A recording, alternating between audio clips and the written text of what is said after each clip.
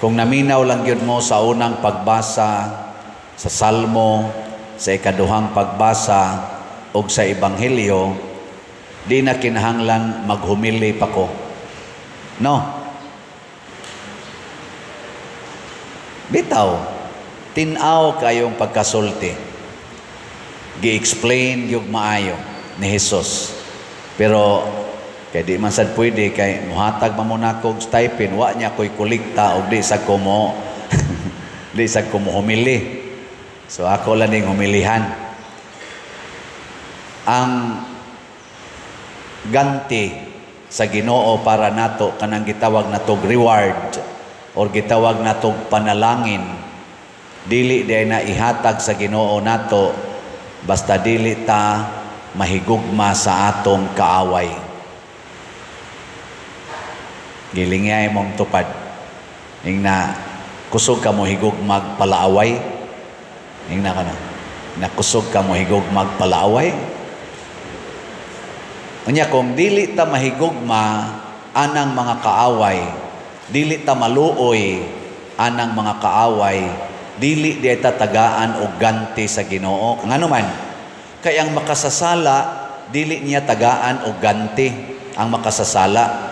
Muna ningon siya, kung ang inyong higugmaon, kadto ra sang nahigugma ninyo, nganong magpaabot man mo ganti, nga ang mga makasasala nahigugma man sa nahigugma nila. Ana, kung ang inyong buhatan og maayo, kadto ra sang mubuhat ninyo og maayo, nganong magpaabot man mo ganti gikas Ginoo nga ang mga makasasala nagbuhat man sa dana. Kinahanglan mo labaw gidi eta sa mga makasasala, kay ang makasasala wa nay ganti. Ing kapatid, na malagi makasasala, kusog kayo sa graft and corruption, purti naman noong datua. Timan-an nato ha, kanang kwarta o gahom dinhis kalibutan, dili na ganti, dili na tinuod nga rewards. Usahay pagani mahimo ng condemnation. Adi mo to? Adi gin mo to?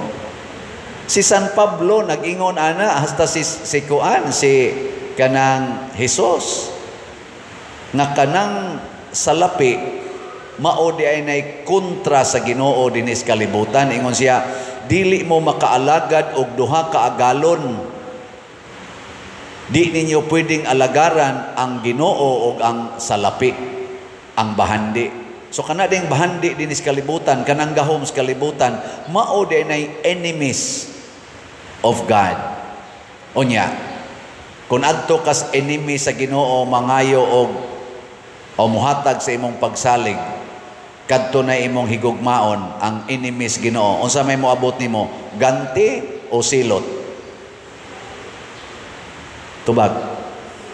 Silot, tanawan ang nahigugmas kwarta, tanawang naong, murag gisilutan. Kusmod kay naong, kay kanang gisilutan, di man na smiling. Kusmod, niya, bugat ng ilang pagbati.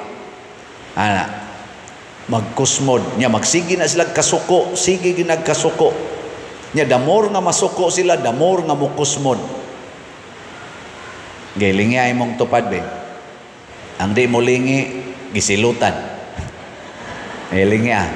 Ing na, tanaw ni mo sa kong naong, gigantihan ko. Ing na ko, no? Ing na akong naong ba, gigantihan ni o gisilutan.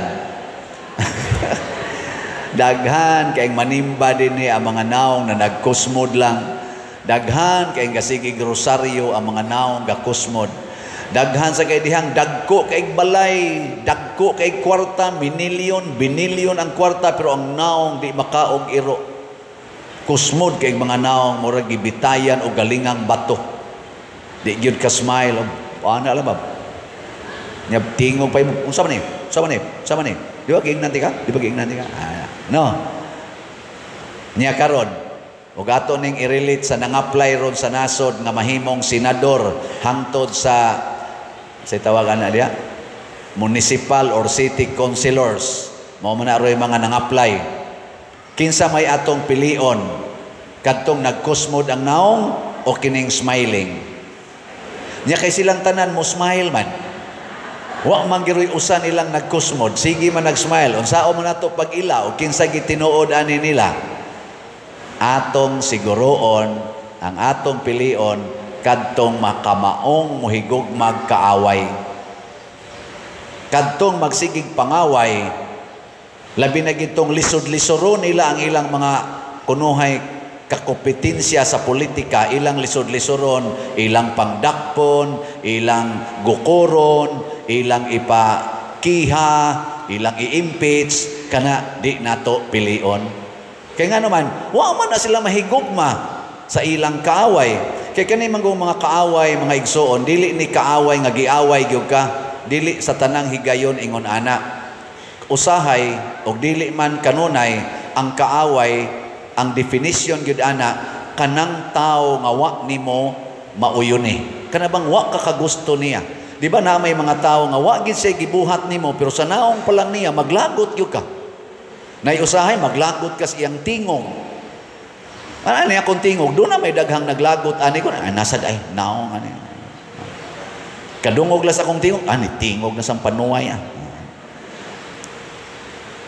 Higugma ana, higugma. Nya kanang kasigig og lotos, sigig lotos, mao na sila'y mga yawanon. Nya kana sang gilotos nga porti sang isuga musukol sa gyud, makigpatay sad yawanon na sad na. Naabaroy nanagan sa politika, gikan sa senador ngari sa barang konsehal sa lungsod og sa city nga musugot lag lutoson, mupailob ra gyud. Muantos ra naa ba?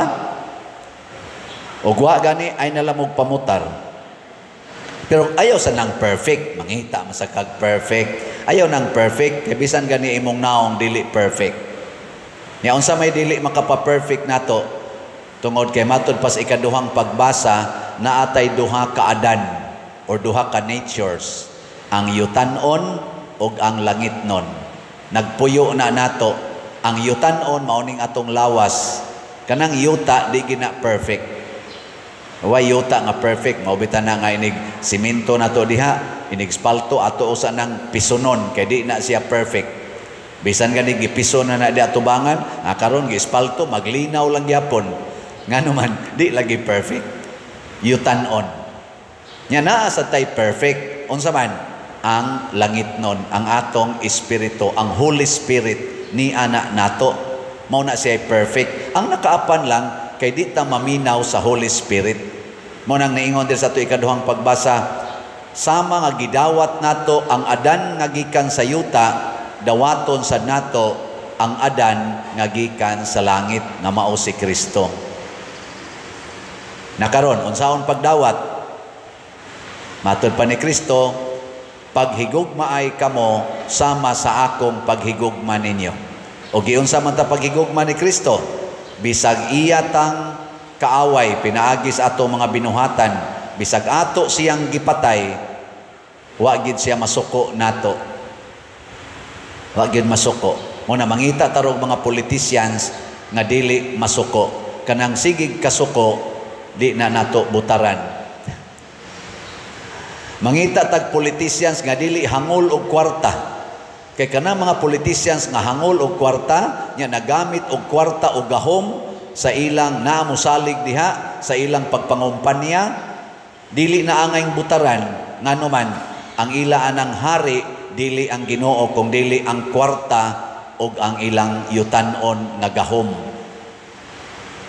Unsa may resulta ighuman natog butar ana nila, ilatang daog-daogon. Karon kusog pa kay na silang mo ulo-ulo nato. Tanang problema nato ilang hisgutan. Tanang problema nato ilang yung ipabati nga andam silang mutubag. Pero tanawa ilang track records. Nayuban ana nagbalik-balik na lang naglingkod sa atong gobyerno. Wa gyoy nahatag nato nga konkretong kaayuhan gani ang timaan ana nga wa gitay nadawat pa kaayo nga kaayuhan. Nag-anam yung kadako ang atong utang sa nasod. Ikaduha, naalang yapon ang graft and corruption sa atong nasod. Wa gyud na masulbad. Bisan na lang untag muminos og maayo, naa lang gihapon ang drugas, naa lang gihapon ning krimen, pinatyanay, hasta pagani ang kauban sa panimalay magpinatyanay na tungod kay nakasuyop og drugas, naa lang gihapon ning terrorism. Unsa may ilang gibuhat, siging balik-balik dihag lingkod, sigig himog balaod ang gikalingawan hinuon karon, nagunay silag away, mag-impeach og ila rasang kauban, imbis maghiusa, mag-away, gagastos atong kwarta nga buhis nato, purti na taong dakuan natong utang, gastuon pagid anang mag-unay silag away. Murabag nagsinikmatay sila, kitay mo gasto, kitay way asinso, kay gasigi ra silag away, gipalingkod nato sila diha, aron lang mag-away, anang lang impeach kanang ana. Tubago nato ang kalihok, ang kalibo, nasudnong problema, naghimuhimo man og problema, purti na noong problemahan. Mao na magampo tas Ginoo, lingi ay mong tupad, ing nakinsay gabuhat og problema sa inyong balay, nakinsay gabuhat, kamo ra bang mga ginikanan kusog kay mo mobuhat og problema, ngano man di man god kamaong mo higugma. Inyong anak gaduwa sa computer, perting lingawa, kaliton magsinghag, ayaw kuyogig duwa aron malingaw. Malipay man na, ikaw din magduwa-duwa, ikarang usa, malipay din ka. Pero naay mo apil, aperti ni mong lipaya eh.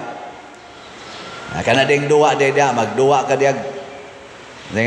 Kanang sa una, dakpanay, o kana siyatong.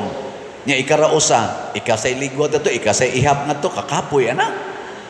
Dakpanay ka, ikaw sa dakop-dakop ni mo. Pero na kay dagha-dagha na mo, aligre. Mo na imong anak, malipayon kayong gaduwab, siga kayong matab, sige, buhay tog, apili, di ba ka mo nang duha magsiga ang mata niya, mo ingon ka kapoy mandong, kapoy manday, siya niya sumaba, mangundang usa ta, ugma lang ta magtiwas ani, mga tuog sa ta, matug sa to kuyog nimo, nga naman, kuyog man mo sa inyong kalipay, kuyog sad mo sa inyong pagpahuway, pero magsigir kag singhag, ingon ra na imong anak, nairatag matay ka daw, lipay ta diri, pugman kita. Ana na siya. Tanawa diris unang pagbasa, si David. Buot siyang patyon ni King Saul or ni Hari Saul. Gipangita siya. Gada pag yung 3,000 ka mga kuan, sundao. Pag-adto ni David sa kampo nila, nangatog ra sila, hinano kayo, wag yun kamatngon, ingon ang iyang pangabaga si Abisay, ako maning dunggabo ning haria, kausara ni, di na kinahanglag kaduhang dunggab, ingon dayon si David, ayaw siyag patya kay pinili nis Ginoo, kinsa to'y mupatay sa pinili is Ginoo, silutan sa Ginoo, sa to pa ang pagtahod ni David, tuas Ginoo, wa sa hari, nya kay nagtahod man siya sa Ginoo, giapil niya tahod ang pinili sa Ginoo.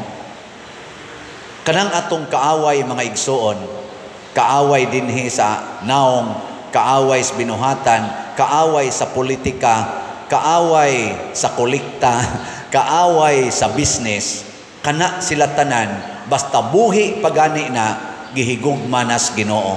Matud pa sa atong ebanghelyo, ang Ginoo maayo ni adtong mga mapasalamaton, apil na sad sa mga makasasala. So gihigugma gis Ginoo ang tanan. Kinsa man ka nga modumot ana nga pinili manas Ginoo. Gilingay mong tupad. Andi mo lingi silutan. Ngiing na sugod karon, gisabat nako na sugod karon. Din ajud ko masuko nimo. Ingna ba? Sugod karon, din ajud ko masuko nimo. Onya, ang musunod ani, tagaan og daghang grasyas Ginoo. Ang musupak aning maong prinsipyo, silutan sa Ginoo. Katong gustong tagaag reward,